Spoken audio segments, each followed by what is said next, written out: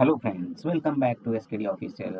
आज हम आपके सामने लेकर आ गए हैं मैथमेटिक्स बेसिक के कुछ और एमसीक्यूज जो कि 2023 क्लास 10th सीबीएसई बोर्ड में पूछे गए थे।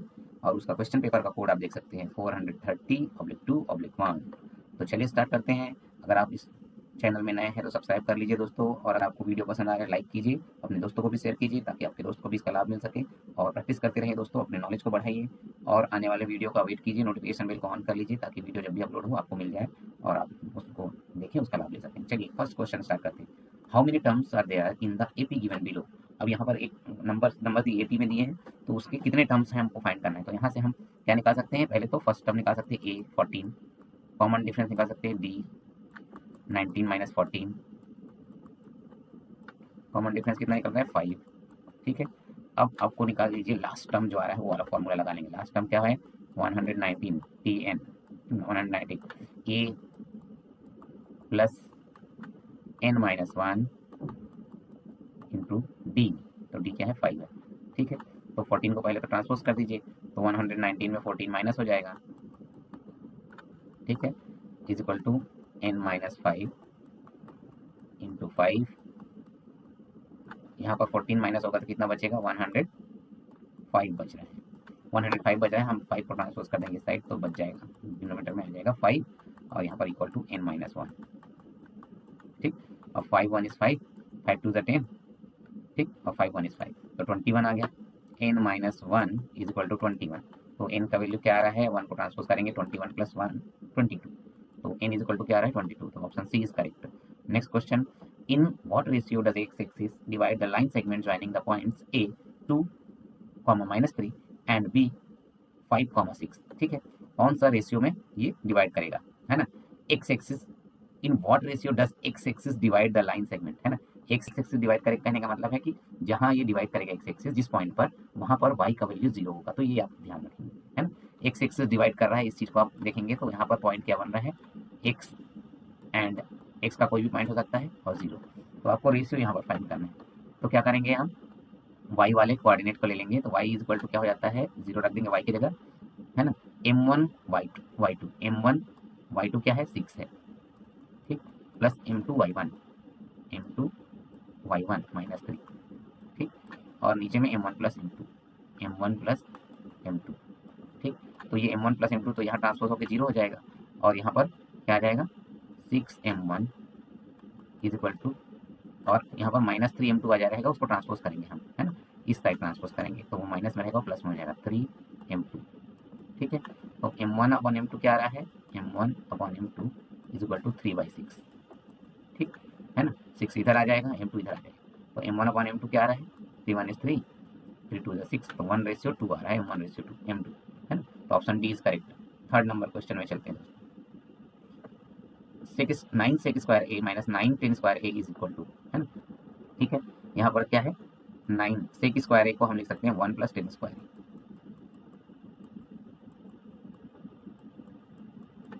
ठीक, ये 10 है।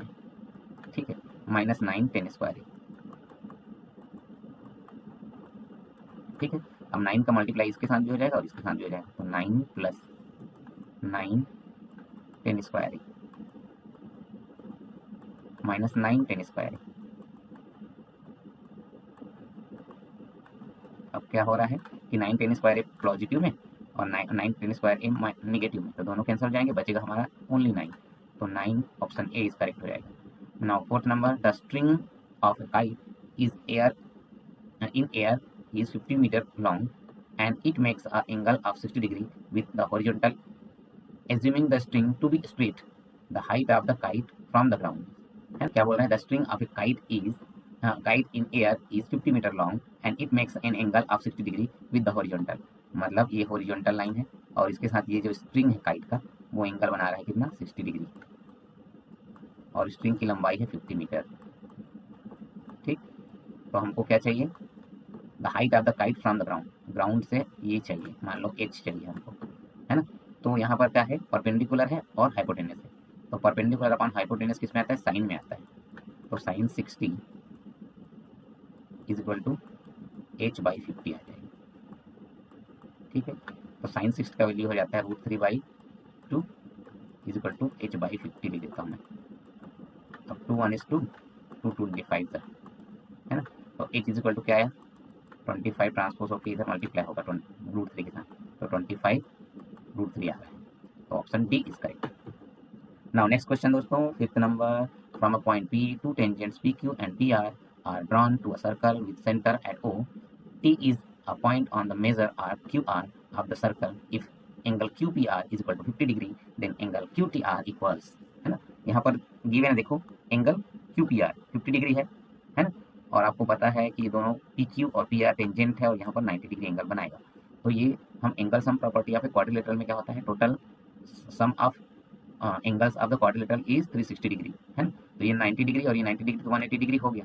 तो इसको और इसको मिला के भी 180 डिग्री होना चाहिए। तो सिर्फ 50 डिग्री और कितना बच गया, 130 डिग्री। तो यहाँ 130 डिग्री आएगा। और आपको ये भी पता है कि सेंटर पर कोई भी आर्क एंगल बनाता है, वही आर्क सर्कमफेरेंस पर जो एंगल बनाएगा वो सेंटर पर जो एंगल बनाया रहेगा उससे हाफ होगा। तो यहाँ पर एंगल हाफ होगा 130 का, तो यहाँ क्या हो जाएगा, 65 डिग्री हो जाएगा। तो यही पूछ रहा है कि एंगल QTR ये 65 डिग्री। तो आंसर क्या आ रहा है हमारा, एंगल 65 डिग्री, है ना। Option C is correct. ठीक, तो इसको ध्यान रखेंगे। पहले तो क्वाड्रिलेटरल में समझ में आएगा, ये परपेंडिकुलर होता है 90 डिग्री, तो 180 डिग्री हो गया, और इन दोनों का सम भी 180 डिग्री होना चाहिए। तो 50 गिवन है तो 130 ये हो जाएगा। और यहाँ सेंटर पर जो एंगल बना रहा है एक आर्क, वही आर्क सर्कमफेरेंस पर जो एंगल बनाएगा वो सेंटर पर एंगल बनाने से हाफ होगा। ठीक, तो option C is correct, 65 degree, 65 degree. ठीक है, तो ऑप्शन सी इज करेक्ट, आप सभी कर लेंगे। Next question 6 number, the area of A sector of angle alpha in degrees of a circle with radius r is, है ना। तो सेक्टर का एंगल क्या है, अल्फा है, तो अल्फा अपॉन 360, सीधा फॉर्मूला रखना है, into area of circle pi r square, है ना। तो r यहाँ पर रेडियस को कैपिटल R से दिया है, तो इतना आ जाएगा। Option D is correct. ठीक, नेक्स्ट क्वेश्चन में चलते हैं। 7th नंबर, if the HCF of 360 and 64 is 8, है ना। ठीक है, HCF of 360 and 64 is 8, then the their LCM is. तो आपने पढ़ा होगा, जो फॉर्मूला है LCM multiply HCF of the number is equal to first number multiply second number, मतलब 360 मल्टीप्लाई 64।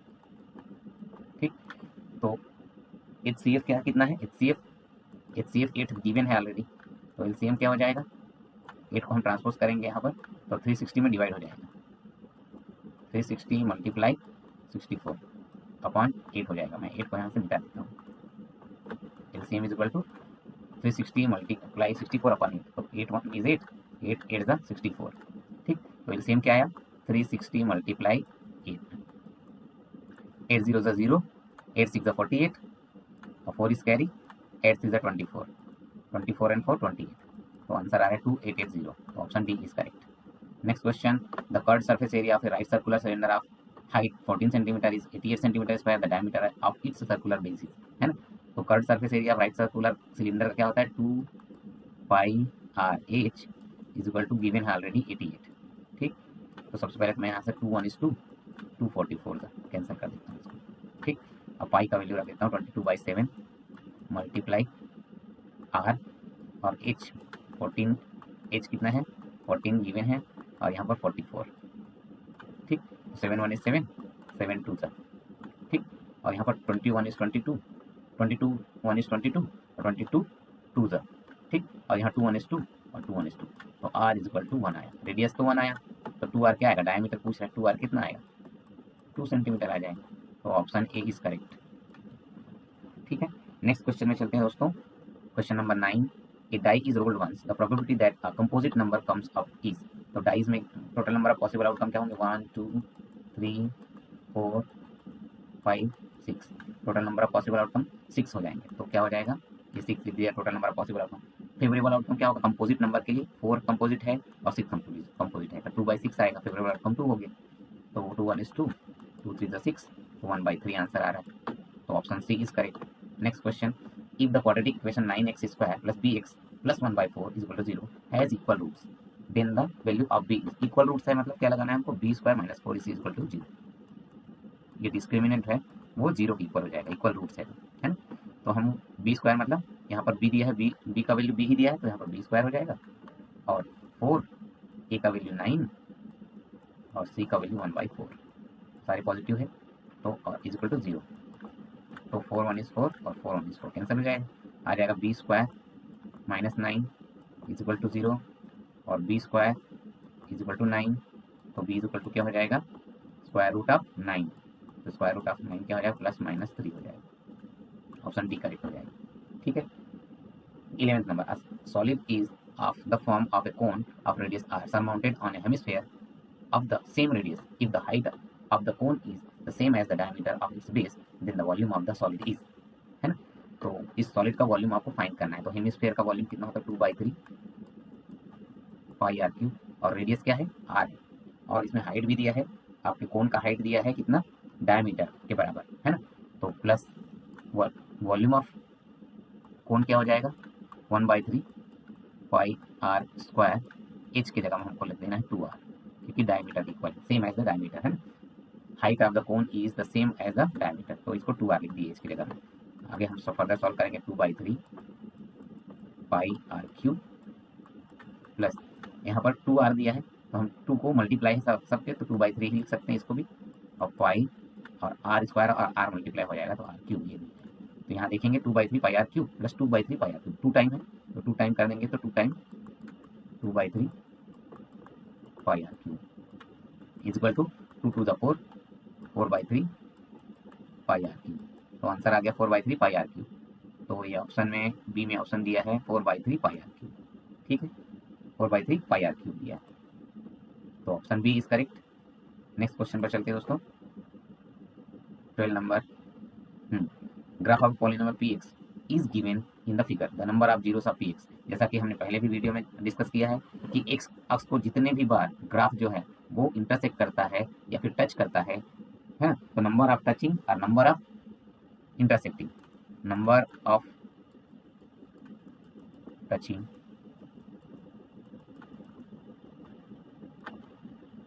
और इंटरसेक्टिंग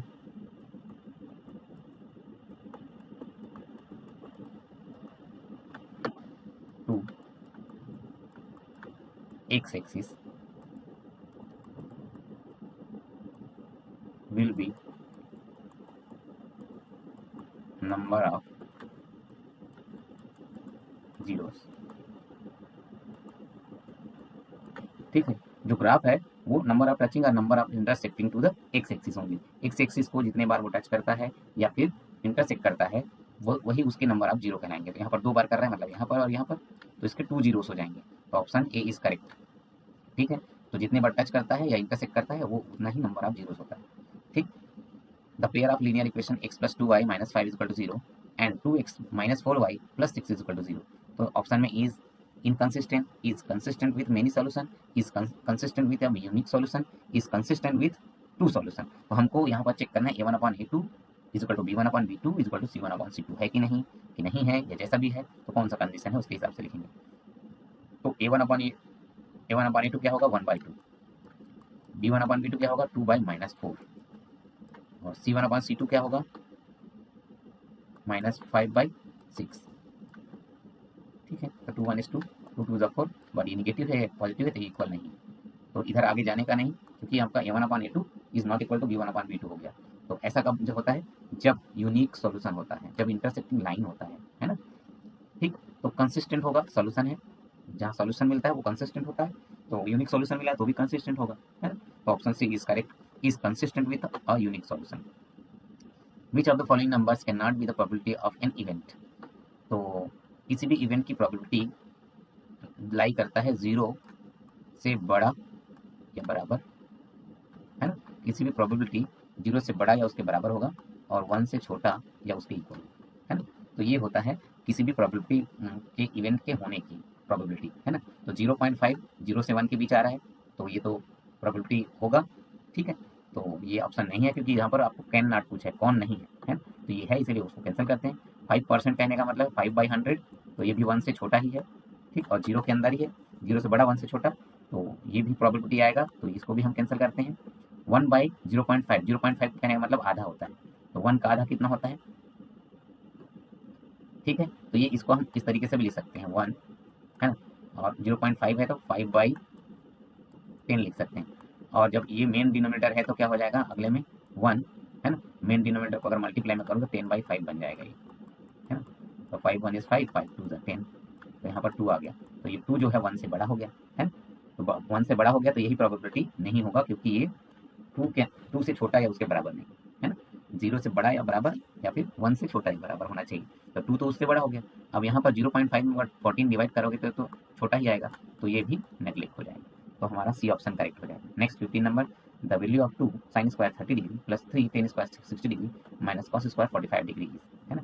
तो sin 30 का वैल्यू होता है क्या, sin 30 का वैल्यू होता है 1/2 और sin स्क्वायर 30 है इसलिए स्क्वायर प्लस 3, tan 60 का वैल्यू होता है √3 और ये इसका स्क्वायर हो जाएगा, minus cos square 45 cos 45 degree का वैल्यू होता है 1/√2 और इसका स्क्वायर हो जाएगा।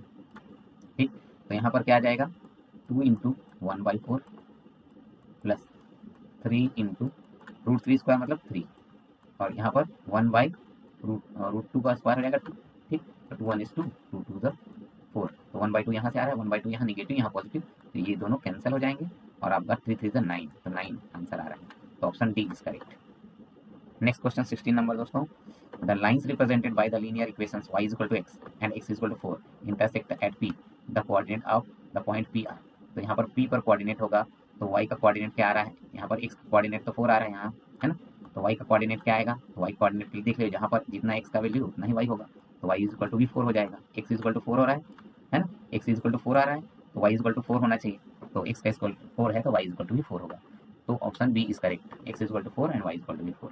ठीक, 17 number, median and mode of a distribution are 25 and 21 respectively, mean of the data using empirical relationship is, है ना।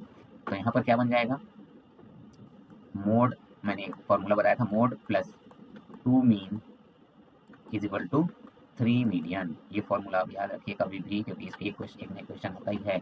मॉड ऑड नंबर, मतलब ऑड नंबर स्टार्ट होता है 1 से, तो मॉड को हम 1 से मल्टीप्लाई करेंगे। मीन किसी भी नंबर 2 नंबर का मीन होता है 2 से उसको डिवाइड करना, है ना। तो हम क्या करेंगे, 2 से मल्टीप्लाई करेंगे मीन में, is equal to 1 plus 2 is equal to 3 होता है, तो बाकी मीडियन बचा है तो 3 मीडियन ये हो जाएगा।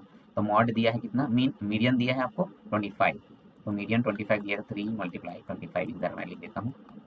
ठीक, और median mode of distribution are mean and median and mode of distribution are 25 and 21, तो मोड क्या है 21, तो आपको निकालना है मीन, 2 मीन। ठीक, तो यहाँ पर 25 3 जा 75, तो 2 मीन रख देता हूँ मैं एक साइड, और ये 25 3 जा 75 और 21 को ट्रांसपोज करेंगे 21 इधर आ जाएगा। ठीक, और कितना आ जाएगा, जब माइनस करेंगे तो आ जाएगा 54, और 54 को 2 से डिवाइड कर देंगे 27, तो आंसर आ जाएगा हमारा 27। ठीक है, next question, if 10a is equal to 2/5 then the value of 1 minus cos square a upon 1 minus sin square a। तो ये तो बहुत आसान है कि 1 minus cos square a को sin square a लिख सकते हैं हम, और 1 minus sin square a को cos square a लिख सकते हैं। ठीक, अब इसको इस तरीके से भी लिखा जा सकता है, sin a ठीक अपॉन cos a और इसका होल स्क्वायर। ठीक, तो sin a upon cos a को क्या लिखते हैं हम, 10a, यहाँ लिखता हूँ 10a। ठीक, और 10a का होल स्क्वायर आ जाएगा, तो 10a का होल स्क्वायर क्या आएगा, 2/5 का होल स्क्वायर, और 2/5 का होल स्क्वायर मीन्स क्या होगा, 2 2 जा 4 एंड 5 5 जा 25, तो ऑप्शन बी करेक्ट, 4/25 ये ऑप्शन करेक्ट हो जाएगा। चलिए नेक्स्ट 19 नंबर क्वेश्चन में चलते हैं। 19 नंबर क्वेश्चन होगा असर्शन एंड रीजन का, एंड ऑल्सो 20 नंबर भी। तो आपको पता है ऑप्शन ए और बी और सी और डी में क्या क्या रहता है, तो सबसे पहले हम क्वेश्चन ही पढ़ेंगे और समझेंगे। असर्शन बोल रहे हैं 19 में, तो polynomial x square plus 4x has 2 real zeros, तो यहाँ से हम x को कॉमन लेंगे तो बचेगा क्या, x plus 4 is equal to 0 करेंगे तो x का वैल्यू क्या आ रहा है, एक बार 0 आ रहा है और एक बार आ रहा है -4 आ रहा है, तो 2 रियल जीरोस है, तो ये तो करेक्ट है। असर्शन ए इज ट्रू, और zeros of the polynomial x square plus ax are 0 and a, तो x स्क्वायर प्लस ax है। ठीक, तो क्या होगा, x को अगर हम कॉमन ले लेंगे तो बच जाएगा x plus a is equal to 0, तो x का वैल्यू एक बार x का वैल्यू क्या आ रहा है 0 और माइनस a आ रहा है, तो एक बार a और एक बार माइनस a, तो यहाँ पर a दिया है, तो हमारा रीजन r गलत हो जाएगा, है ना, x का वैल्यू -a आएगा, तो रीजन r इज गलत राउंड, है ना। तो ऑप्शन कौन सा करेक्ट होगा, option C assertion A is true but reason R is false. Option C is correct for 19. Next question 20 number. The probability of getting a prime number when a die is thrown once is 2/3. तो die क्या होगा 1 2 3 4 5 6, ठीक है, total number of possible outcome हो जाएगा 6, है ना। उसके बाद फेवरेबल आउटकम है ना प्राइम नंबर के लिए 1 2 3, तो 3/6, 3/6 मतलब 3 1 is 3, 3 2 7, तो 1/2 आ रहा है और इसमें 2/3 गिवन है, तो असर्शन तो रॉन्ग हो गया। अब रीजन को देखते हैं। On the faces of die prime numbers are 2 3 5, तो डाई के फेस में 2 3 5 जो होंगे वो प्राइम नंबर होंगे, so reason R is true. तो ये आ गया आपका assertion A is false but reason R is true, तो ये आपका ऑप्शन डी करेक्ट हो जाएगा, ऑप्शन डी करेक्ट हो जाएगा, ठीक है, ऑप्शन डी करेक्ट हो जाएगा। 20 नंबर, तो ये हो गया हमारा बेसिक मैथमेटिक्स 2023 का क्वेश्चन पेपर कोड नंबर 432-1, ठीक है। अब इसी तरीके का और भी MCQ आपको चाहिए तो आप चैनल पर बने रहिए और सब्सक्राइब अगर नहीं किया तो सब्सक्राइब कर लीजिए, लाइक कीजिए, अपने फ्रेंड्स को भी शेयर कीजिए ताकि वो भी इसका लाभ ले सकें और एग्जाम के लिए रेडी रह सकें। ओके दोस्तों, तो आज का वीडियो हमारा यहीं पर समाप्त होता है, मिलते हैं नए वीडियो पर नए MCQs के साथ, ठीक है, मोर एनर्जी के साथ। Okay, so bye bye, thank you for watching my video.